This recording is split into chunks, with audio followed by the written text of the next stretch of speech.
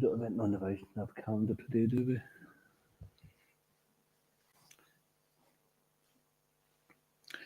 So, short reading from Nectar of Devotion.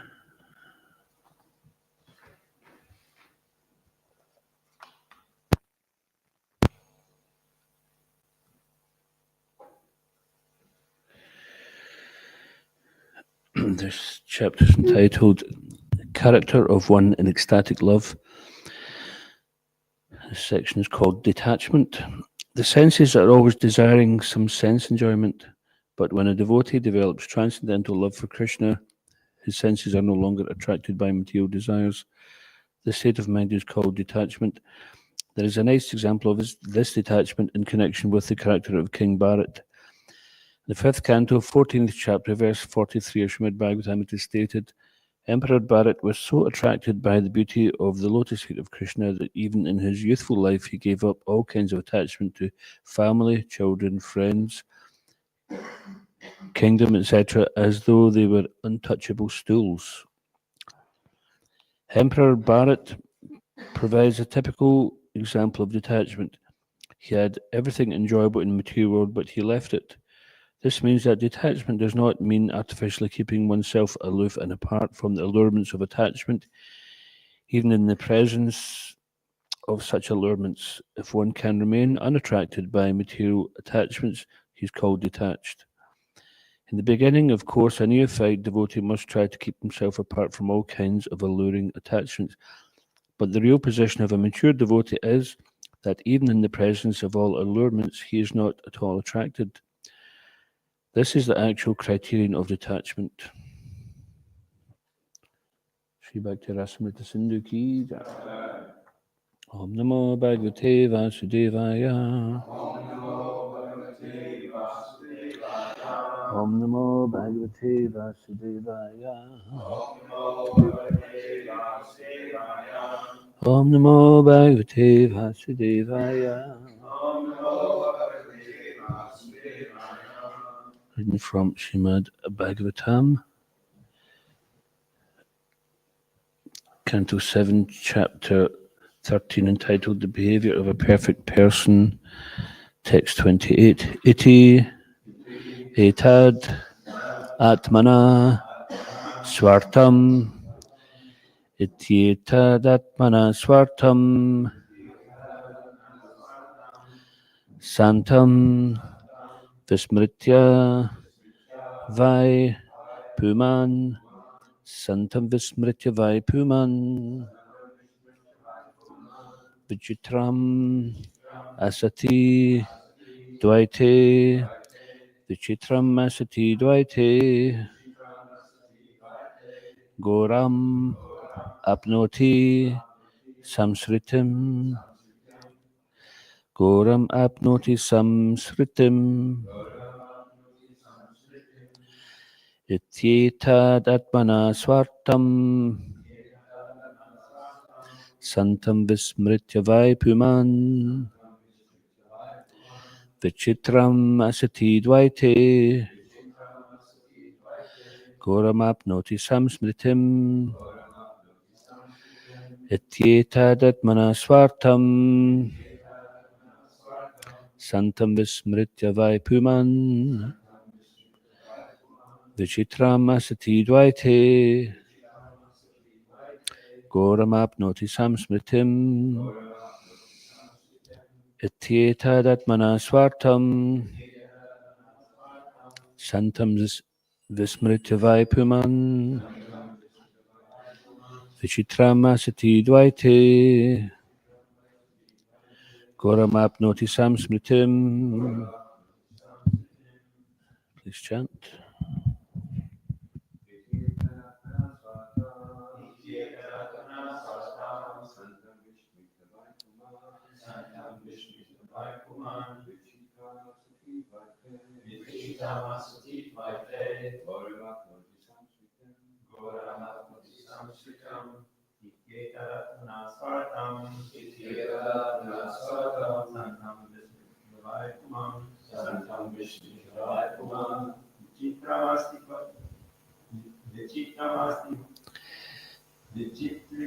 Vichitramasti vaite, Vichitramasti vaite, Goramatmati samsritam, Goramatmati samsritam, Vichitatamanasvatam, Vichitatamanasvatam, Santam Vishnuti Vaitaram, Santam Vishnuti Vaitaram, Vichitram Asati Vaite, Vichitram Asati Vaite, Goramatmati samsritam, Goramatmati samsritam,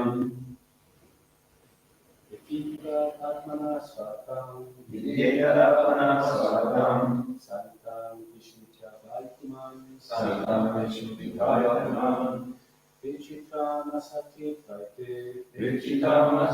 Vaite, Goramatmati samsritam, Goramatmati samsritam, Vichitatamanasvatam, Vichitatamanasvatam, Santam Vishnuti Vaitaram, Vichitram Asati Vaite, Goramatmati samsritam, Iti, in this way, etat, a person materially conditioned, atmana, of his self, swartam, own interest, santam, existing within oneself, vismritya, forgetting, vai, indeed, puman, the living entity, vichitram, attractive false varieties, asati, in the material world, dvaite, other than the self, goram, very fearful, due to continuous acceptance of birth and death. Apnoti, one becomes entangled. Samsmritim, immaterial existence. Translation: in this way, the conditioned soul living within the body forgets his self-interest because he identifies himself with the body. Because the body is material, his natural tendency is to be attracted by the varieties of the material world. Thus, the living entity suffers the miseries of material existence. Please repeat. In this way, the conditioned soul living within the body forgets his self-interest because he identifies himself with the body. Because the body is material, his natural tendency is to be attracted by the varieties of the material world.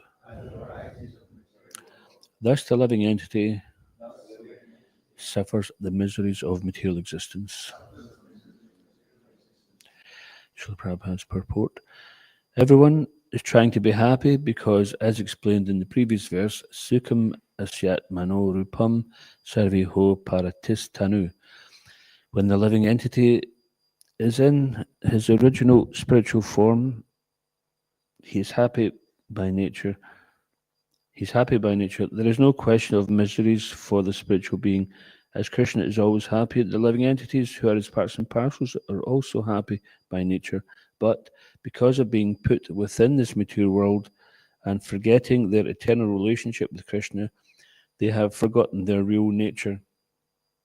Because every one of us is a part of Krishna, we have a very affectionate relationship with him. But because we have forgotten our identities and are considering the body to be the self, we are afflicted by all the troubles of birth, death, old age, and disease.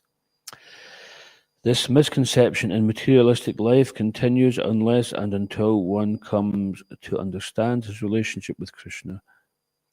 The happiness sought by the conditioned soul is certainly only illusion, as explained in the next verse. Om Agana Tamarandasya Gananjana Slakaya Chakshurmataminatasma Shigrave Namaha Mikam Karoti Vachalam Pangam Lagate Garamnyat Kripa Tamaham Vande Shigrim Dinatarnam Jai Shri Krishna Chaitanya Prabhu Shri Advaita Gadadhara Shri Vasadi Gaurabhat Hare Krishna Krishna Krishna Hare Hare Hare Rama, Rama Rama, Hare Hare.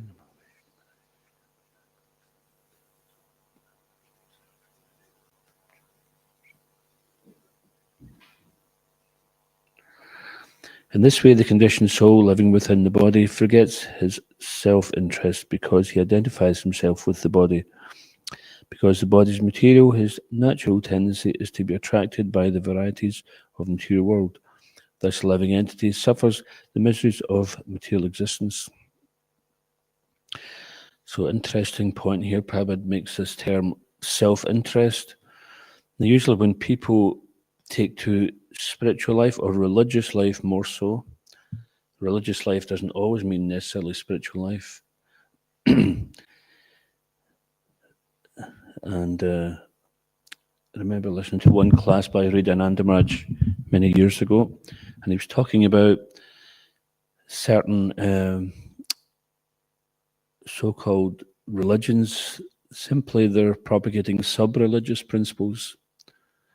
I won't mention them because it might become obvious who they are, but like in the Bhagavad Gita, Krishna didn't tell Arjuna that he shouldn't do this and shouldn't do that because they were cultured people. They didn't have to be told, don't have sex with your mother, things like that.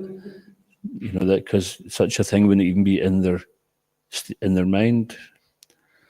And if they came across such a person, most likely they would be, executed or something like that in those days. So, but often materially motivated religions, they kind of shun selfishness. So the self-interest that Prabhupada is talking about here is not the self-interest of materialists. This is the real self. And it's not wrong to take care of your self-interest in terms of your spiritual life. Even to the point where Narahari Thakur, he explains that if one has a spiritual master who becomes demoniac or fallen and is fit to be rejected, then one must cut that attachment. So generally the advice is given we should seek a spiritual master, but one shouldn't blindly follow someone off a cliff. If the spiritual master is walking off a cliff, then such blind faith. Of course, there's a quote where Prabhupada says, I follow my guru blindly. Now that's not because he follows him blindly. There's a difference. Anybody get an idea why he would say such a thing? Alan?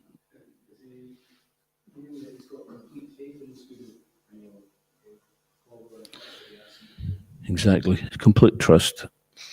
So when the relationship between the spiritual master and the disciple is such there that the trust is not broken by anything, like in Srila Prabhupada's Vyasa Puja offering, he says that we're so much on the safe side now. So he has full, just like Prabhupada gives that example that sometimes there may be a fight between two dogs. There may be a big street dog and there may be a small dog who has an owner. And out of the two, the small dog with the owner, he feels more confident because his owner's behind him. So like us, we might be a small dog, but we've got big owners behind us. If we identify with the Guru Parampara, if we identify with Krishna as our well-wishers, and that they know our well-being, they know what is best for our well-being more than we do. So this is the test of faith. The Krishna wants us to put our faith in something sublime, which means it brings us to the point of spiritual science.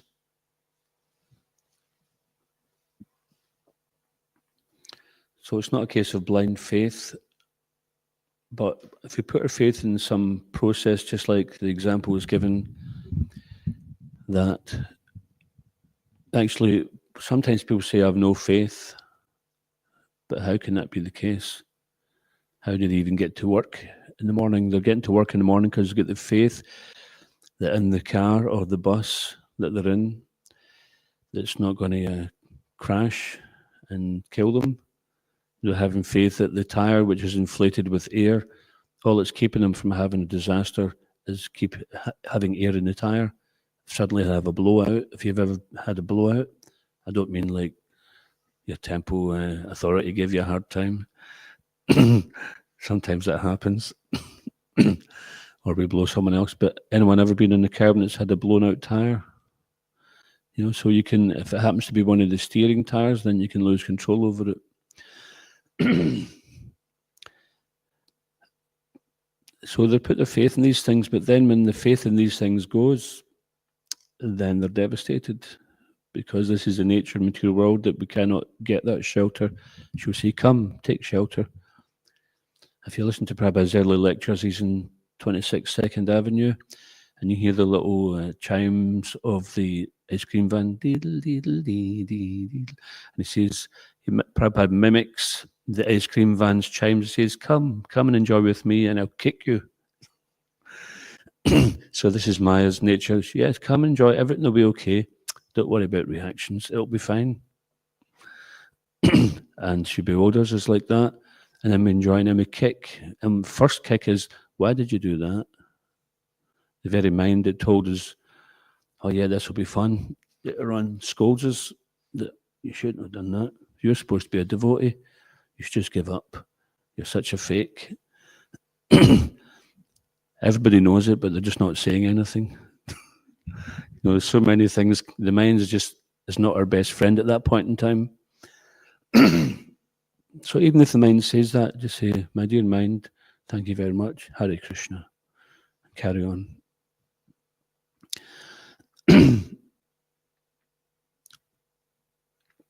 So the spirit of enjoyment in the living entity, when we try to apply that in the material world, it causes us misery, and Prabhupada is very clearly, and this verse is clearly stating that, because of this misidentification of the body as the self, then we get caught up in the complexities of Maya.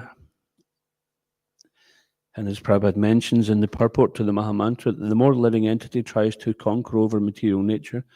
Now, conquer over material nature doesn't mean to say that we have to climb Everest, or we have to fly a rocket ship to the moon or something, but it just means that we're trying to enjoy. We're trying to lord over the resources of nature and enjoy the senses. Or sometimes people are more subtle, they try to enjoy mental fame, things like that, but it's still connected to the material world. And then people, they look down on each other for their standard of enjoyment, isn't it? Like, oh, these guys are just little rascals. And then people who are more gross, then they look up these guys thinking, oh, they're just puffed up, you know. And Prabhupada calls it wet stool, dry stool. So they're all taking stool. One's refined, dry stool. The dry stool is much better. You know, this is a refined taste. And then the other one's a bit gross. Oh, the juicy stool is the best, you know. But still, they're both taking the same thing, and they don't realize it. So this stool, which is it's a stool class. This refers to enjoying the material world. The more we try to lord over the material nature, the more we become entangled in her complexities. Prabhupada personalizes it in her complexities. It's not that it's just some kind of random enjoyed in some kind of impersonal, universal force is controlling law of karma and nobody knows how it works. No, it's worked by a person. Everything is personal. And that person is insurmountable.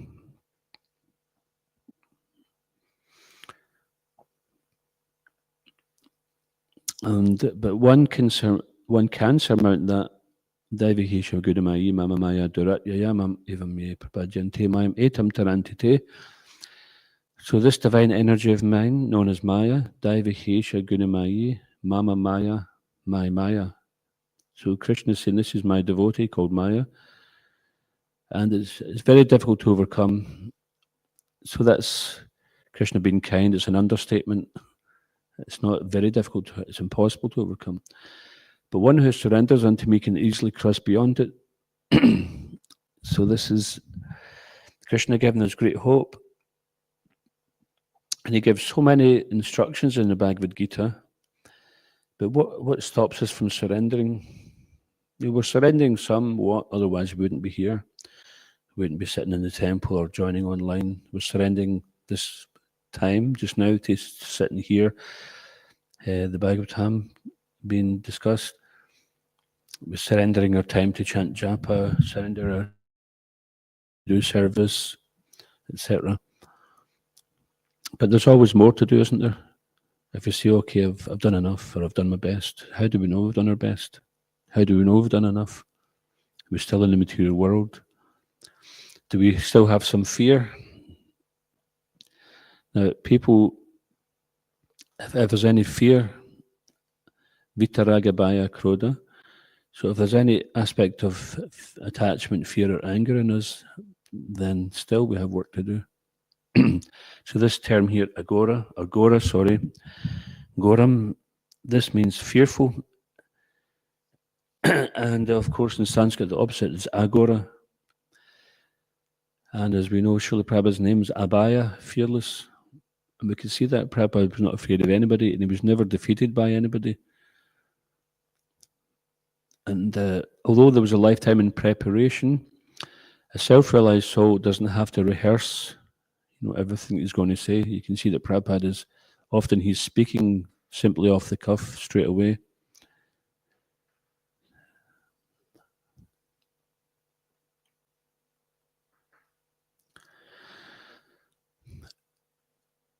Yeah, there was one quote, maybe you've seen it recently, that someone was criticizing, saying, Prabhupada, why are you flying around the world on a plane?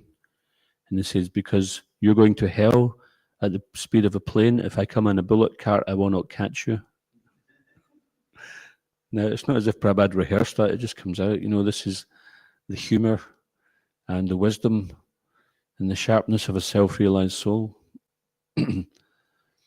So, of course, that doesn't mean to say that we shouldn't memorize slokas or we shouldn't try to understand that. That has to be there, the theoretical, and then we have to, just like we have jnana, but jnana is, it should be leading to vijnana, putting it into practice.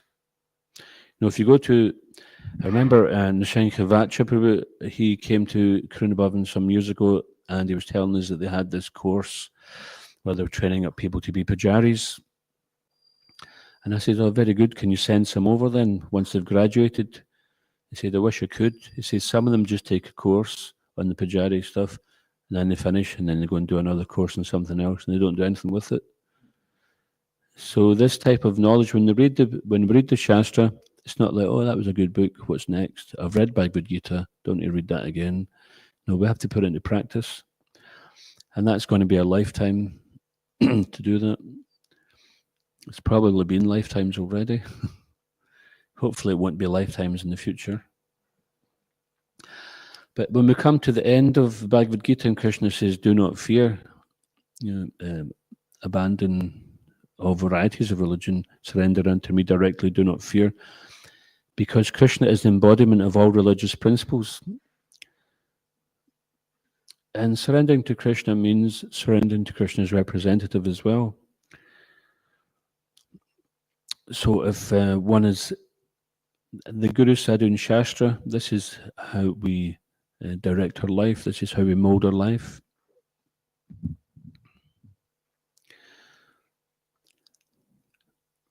And Prabhupada was also fearless. It wasn't just by chance that he was given that name. And one who is actually not attached to this material world can be fearless. As we have attachment, then there's fear. That's why Krishna says Vita Raga Bhaya Krodha. So after Raga comes Bhaya. So just like we have that verse Jayato Visham Punsham Sangashteshu Pajayate, that from contemplation of sense objects comes attachment. From when that attachment develops, then lust, and when the lust is frustrated, anger arises, etc. So attachment, fear, and anger. When we have attachment, then naturally there's a fear of losing it. So someone, they win the lottery, what do? Usually the first thing they do is they'll buy some things, right? What's the standard thing they do? Buy a car and a big house. with some land, and then they put a big perimeter fence around it all, and they make sure they've got the latest alarm on their car. So as soon as they get all these things, then they have a fear of losing it. And why are they afraid of losing it? Because the soul is full of knowledge. They know deep within that they can't hold on to it. And as soon as they get something, then magically people just show up and want to take stuff from you. When people become wealthy, then somehow or another, people just start extracting the wealth from them. They'll find ways and means to do that. So when we have attachment in the material world, then there's a fear of that attachment being broken. And then sometimes when that attachment is taken away, then we become angry. We become angry at God. We refuse to accept that God exists. Why did God allow this to happen? Can't be a God. Okay, so there's no God. Why are you being angry with him then? No need to be angry with a God that doesn't exist. But if God does exist, then perhaps there's something we're missing in the picture. And karma and reincarnation is the only thing which explains things. There's no other explanation I've come across which explains why do good things happen to bad people, why do bad people not get punished. So we're only seeing one side of the coin, but you flip it over and you see another side. And there's no getting away from it that we are experiencing the reactions. And if we can accept this, then this is actually very conducive for us to accept that our suffering is due us and we're only getting a token reaction.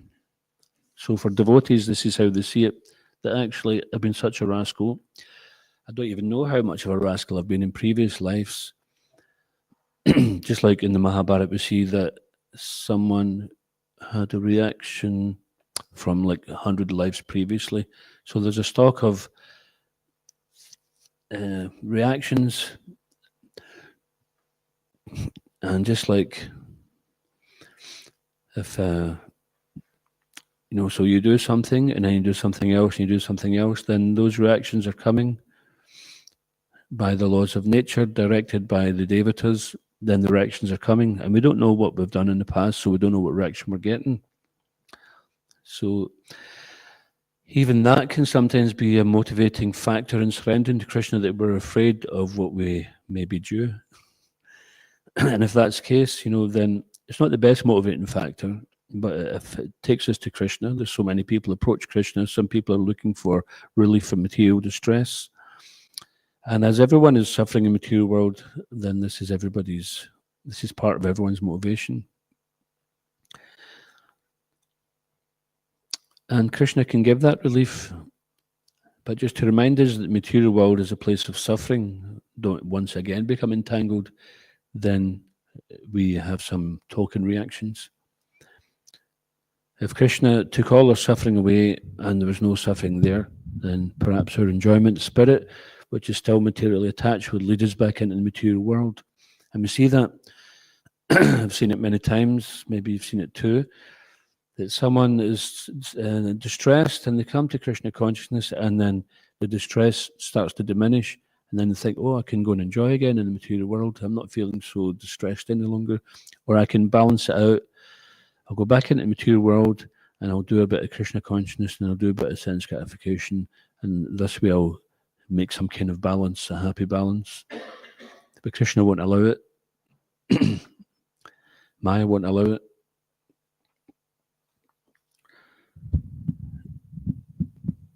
So here, this identification with the body, whatever we're identifying with, then that's the source of pleasure which we will seek. So Prabhupada, he made it very clear. Just the other day I was reading, he said that one who seeks pleasure externally is a materialist, and one who seeks pleasure internally, then they're a spiritualist.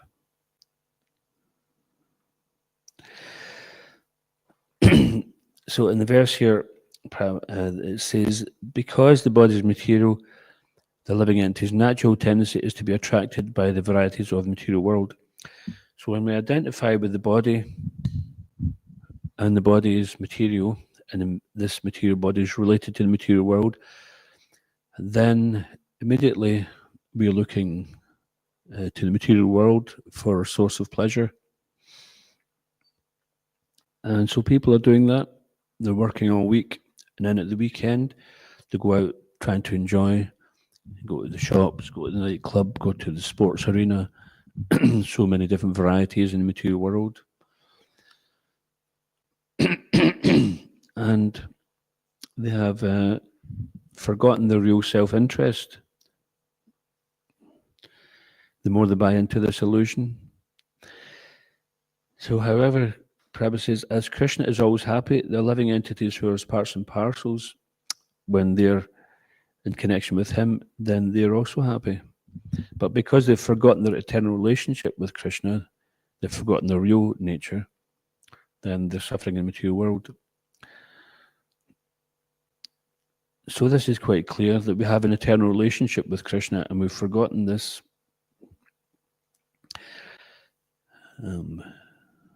Forgotten Krishna, we fallen souls, pay most heavily illusion's tolls, darkness around, all untraced, the only hope is divine grace.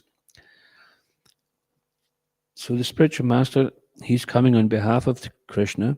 It's normally, traditionally, the method of approach is Tadvadi Pranipatena Pariprashnena Sevya Upadikshanti Te Gyanam Gyananas Tatvadarshanaho.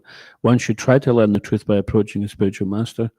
So first thing is, if you want to understand the truth, why are we here, why am I suffering, what's it all about, what's the meaning of life, then we approach a spiritual master.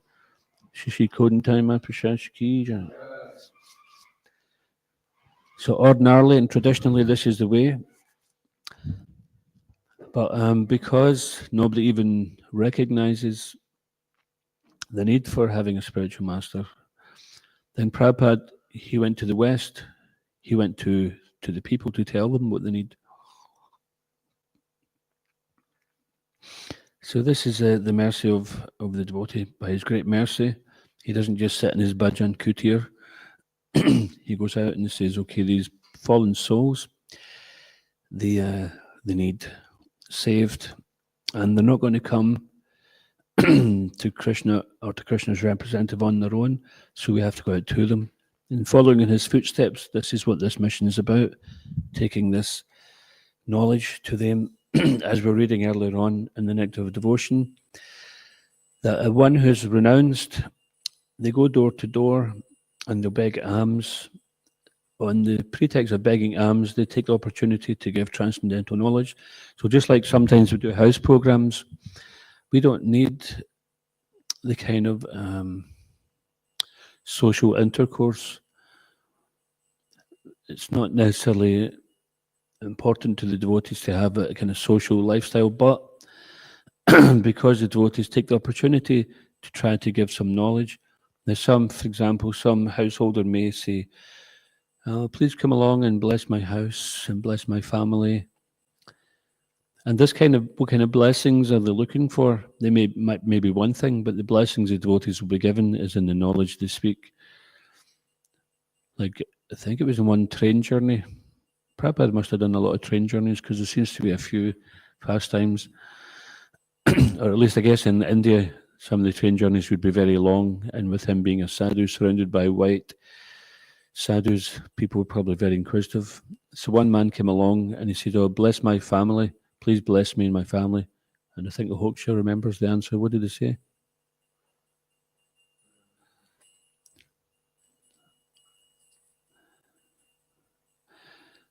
Yeah, it was some kind of blessing he gave. It's like, give up everything and join this mission or something. That is my blessings. Or chant Hare Krishna. So the type of blessings that the devotee will give are not simply a blessing for someone to continue in the material life and just to make it a little bit nicer next time round. That kind of blessings, the devotees they're not there for that purpose. And they may understand that people are looking for that, but that can come as a byproduct. But the real blessing is you're trying to make the prison a nicer place. but we're trying to tell you get out of the prison. That's the blessing. And once again, in the early days, Prabhupada gave this lecture, the bow down lecture. The man says, I don't feel I should bow down to anyone or anyone should bow down to me. We're all more or less equal.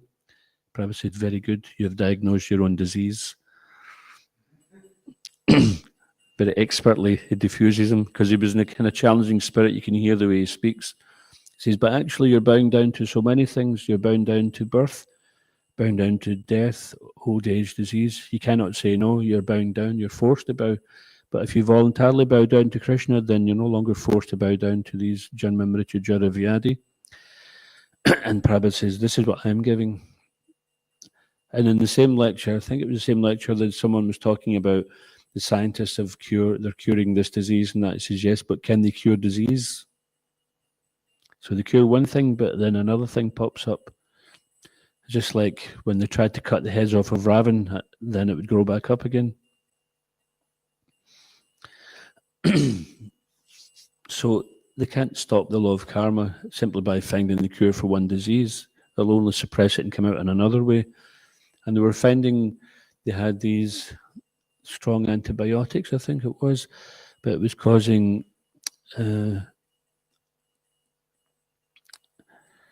like super viruses or whatever they called them, because they were suppressing, then it would come up in something else.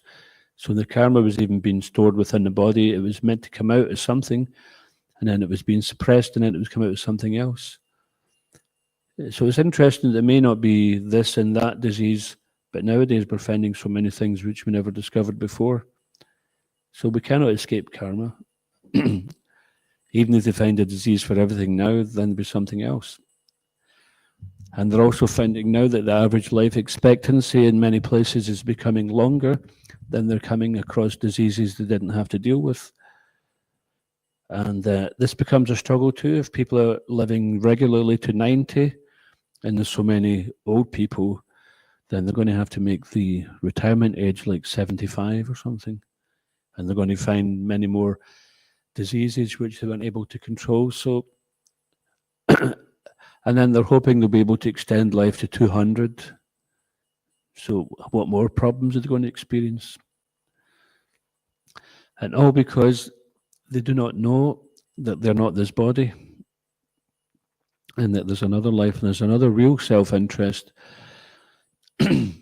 which is to become, first of all, we have to understand what is that goal, and then engage in the process, which will purify us from this material attachment. Just like if one has some addiction, then to give up that addiction, there may be a method for getting free from that. And part of that may be going through withdrawal. Either you go through it in a very hard, straightforward way, or you go through it in some very minimalistic way, which takes longer and may have other risks. For example, I think it's heroin, then they have a substitute for that called methadone, is that right? Methadone. It's no method, it's not exactly a great method for giving up one thing and having something which seems to be even worse, apparently. So this is the nature of material suffering, is that when we're trying to enjoy and this enjoyment causes suffering, then the pendulum swings to renunciation, but we look for enjoyment somewhere else. And ultimately we come to the point where everything we see as being a cause of entanglement and suffering. And we're suffering simply because we're forgetting Krishna. That is the greatest suffering, because we're not enjoying that Satchidananda, which is our inheritance, which is our real nature.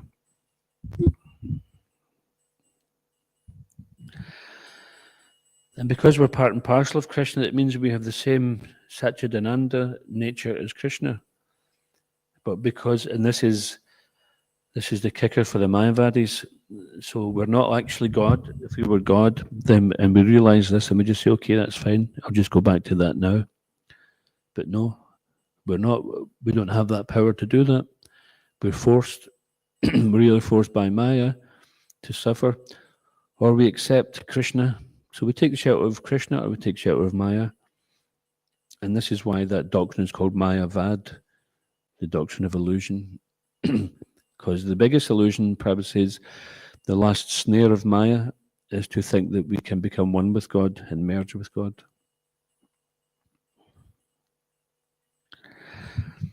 But that is not our position. Jivara Swarupahoy Krishnera Nitya Das Krishnera Tatasta Shakti. So we are Tatasta Shakti, Beda Beda Prakash, simultaneously one and different. And therefore, repetition is the mother of learning. Even we're hearing the same verses, same lectures every day, then the shortcoming is how much of it are we applying?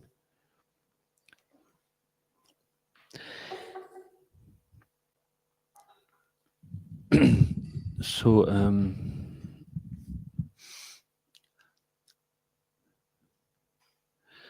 in the Nectar of Devotion, we're reading that even the sannyasi should not be attached to the danda. So, because if the a real sannyasi is not someone, or a renunciant is not someone who dresses in a particular way. Maybe they only wear a gamcha and they carry a stick, a danda, and a kamandalu, a water pot. But sometimes, and I think the example was given, there's some pastime where, was it Lord Chaitanya who swapped all the garments of the Brahmins who were taking bath, and when they came back to get them, then they were all quarrelling with each other. They were so attached, they couldn't even accept, a different lota. They had to find exactly their lota. So they may have nothing, like they say, even the pauper is proud of his penny. So we may have nothing, practically nothing, but that nothing, all our attachment is invested in that one item. I remember once, as a brahmachari, we used to get an allowance, and after a couple of months of it, I kind of gave it up because I felt like it was just contaminating my mind. And Prabhupada was talking about that earlier in Nectar Devotion as well, that in the beginning one should practice this nirmama, nothing is mine, by physically detaching from objects.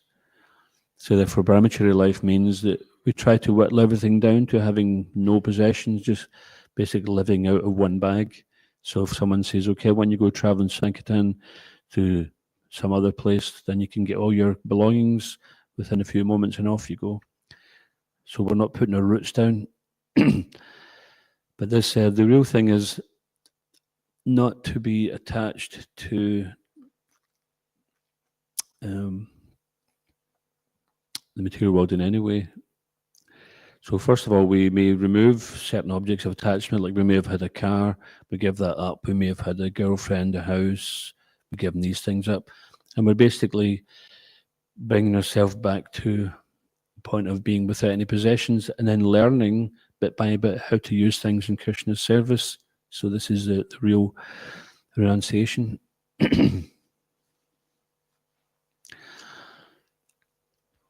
And so I got some allowance, and contemplating the Birkenstock catalogue for a few weeks. Birkenstocks were all the rage at one time. It was the type of sandals the devotees all wore. And I thought, okay, I'll get the pair which is most long-lasting. I'll save up and get the best pair. They're comfortable. It's all the rest of it. And I got them. And I left them in the shoe rack at the manor. Went to morning program, I came out and they were gone. Someone else thought, oh, Krishna's arrangement. I've always wanted a pair of these.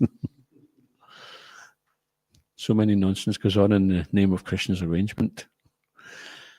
So at first I was disturbed, and then I thought, yeah, I was becoming too attached to these pair of shoes already.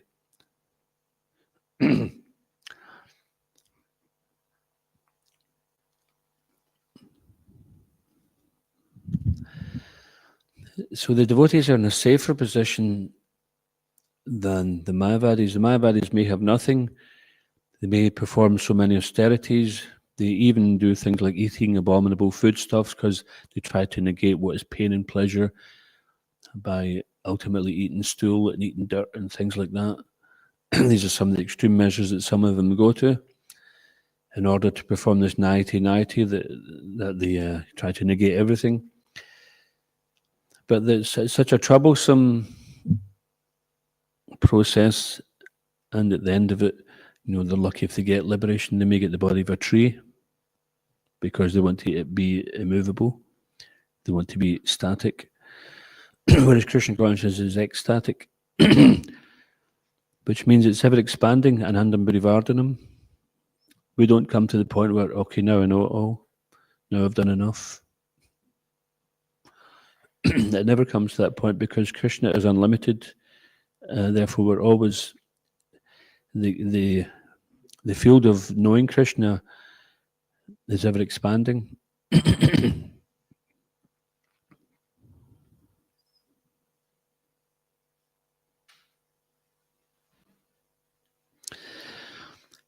So this is to understand the relationship with Krishna and accept that and start to identify with that.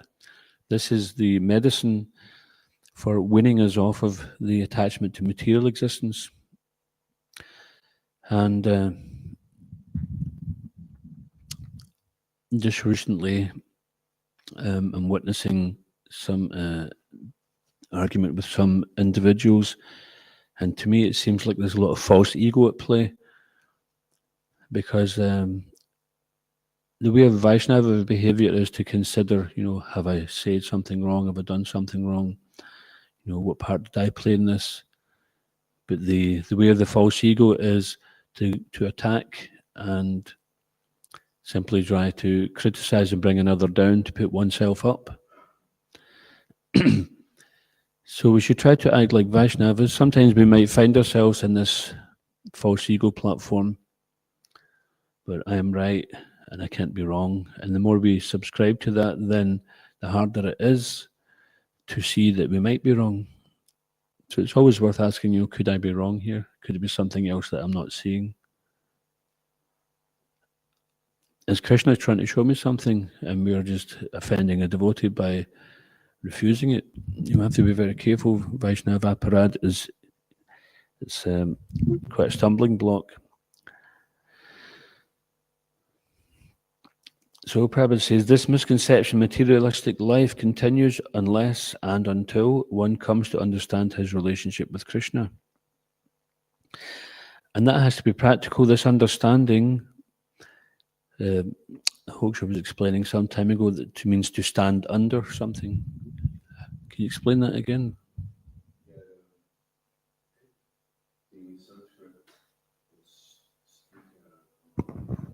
It means to be situated where you're situated, so it's not so much an intellectual process, it's more a question of your attitude.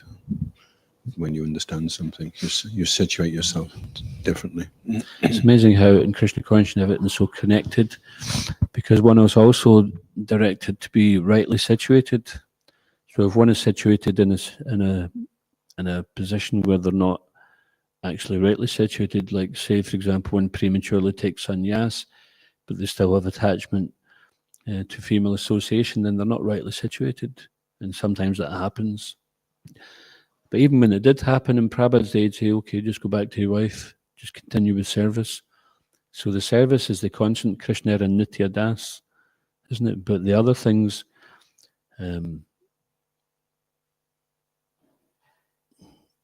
just try to remember that verse. Naham vipro naha, Naham vipro, I'm not a Brahmin. Nacha narapatir napivaishana sudam naham varni nacha grapatir navanaso yativa kintu proja nikala puranam ritab there gopi bartu patakamalayur dasa dasana das. So this is Lord Chaitanya. He's explaining to us that I'm not a brahmachari, grihastha, vanaprastha, sannyas. I'm not a Sudra, Vaishya, Kshatriya, or a Brahmin, but I'm eternal sent of Krishna. So he's saying whatever these temporary identifications we have with us, these are temporary and they are not the real identifications. So whatever the external situation may be, the internal situation must be practically that we're engaging in devotional service. And therefore, if we're in that situation, then we're rightly situated. Externally, maybe one thing. but internally we have to be engaging in some devotional service, and then we're rightly situated. So it's not enough simply to say that my understanding is I've read all the Shastras inside out, back to front, and I've got such a great memory I can quote them all. And I would say, okay, that's great. So can you go and empty the bins for Krishna? Too busy reading Shastra? Or no, I'll just argue about this. I'll give some argument. Or I find this is what we call serve and swerve, that we do something to avoid doing something else. So we should be careful of that ourselves. Are we doing something so we don't have to surrender? Because surrender is the name of the game, and that's Krishna's always going to be calling for that. Not because he needs it, not because he needs us. He's not like the demons. Sometimes they'll say, well, because Vishnu is our enemy and he subsists on the offerings of the Brahmins, if we stop the Brahmins making offerings, then Vishnu will die. He'll shrivel up and die. This is their philosophy. But it doesn't work like that, because he is a self-sufficient philosopher who's been fulfilling everyone's desires since time immemorial. He's Satchid Ananda. He's eternal, full of bliss and knowledge. He's the origin of all, the cause of all causes. So thankfully, Srila Prabhupada has given us so much Shastra where we have knowledge of Krishna, and we're engaged in devotional service. So we'll continue day by day in devotional service and chanting, and we're engaging this process of cleansing the heart, cleansing the mirror of the mind. And then the more we do that, then the more we will begin to identify as the servant of Krishna and not identify as the body. And we don't have to compare ourselves with someone else. It's not a race. We're the only one that's running our race. So it's up to us. We'll just stop there. Anyone get any comments or questions? Alan? Thank you. That's very inspiring class today. I appreciate it. I did have a question, and it's vanished. So I'll just say thank you. All right. If it comes back, you can ask later. Okay, we'll just stop there. Thanks, everybody. Hare Krishna. All goes to Srila Prabhupada. Srila Prabhupada ki. Jai. Grantaraj Srimad Bhagavatam ki. Jai. Shri Kuntai Mahaprashanshi ki. Jai. Thai Gaura Premanandi Hari. His Grace Prabhupada Prana Prabhu ki. Jai.